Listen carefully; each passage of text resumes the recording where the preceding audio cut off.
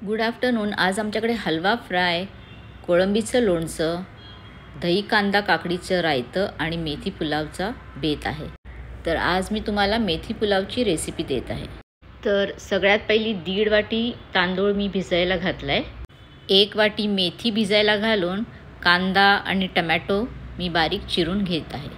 15-20 लसणीच्या पाकळ्या, 2 ओल्या मिरच्या आणि 2 इंच आलं मी छान खलबत्त्यात कुटून घेत आहे.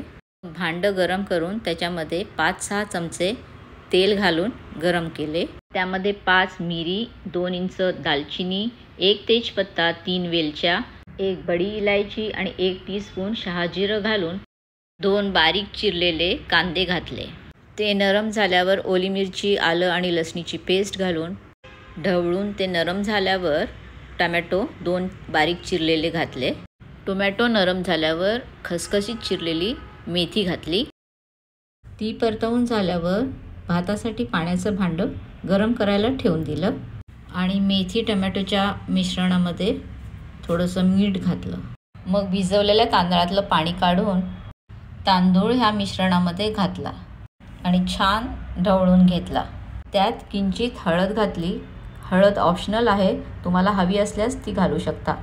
इथे मी रायत्याची तयारीसुद्धा करत आहे. साईड बाय साईड पाणीही तापलेले आहे, तर मी आता ते भातामध्ये घालून घेत आहे. एकाला 2 वाटी पाणी नवीन तांदळाला, आणि जुना भात असेल तर त्याला 2.5 वाटीही चालू शकते. पाणी घातल्यावर थोडंसं मीठसुद्धा चाकून घेऊन मी मीठ ॲडजस्ट करून ठेवत आहे. मोठ्या गॅसवर 10 मिनटं भात शिजल्यावर आता मी बारीक गॅस करून भात झाकून ठेवत आहे. 2-3 मिनटं वाफ देऊन त्याला मग मी भात पाणी खाली नाही ना राहिलं हे बघून गॅस बंद करत आहे आणि 2-3 चमचे तूप घालून हलक्या हाताने ढवळून त्याला मी परत झाकून ठेवत आहे. मग 15 मिनिटांनी मी वाढायला घेत आहे. कोळंबीच्या लोणच्याची रेसिपी तुम्ही माझ्या यूट्यूब चॅनेलवर घेऊ शकता, आणि ही रेसिपी जर तुम्हाला आवडली असेल तर पटापट करा आणि मला सांगा. धन्यवाद.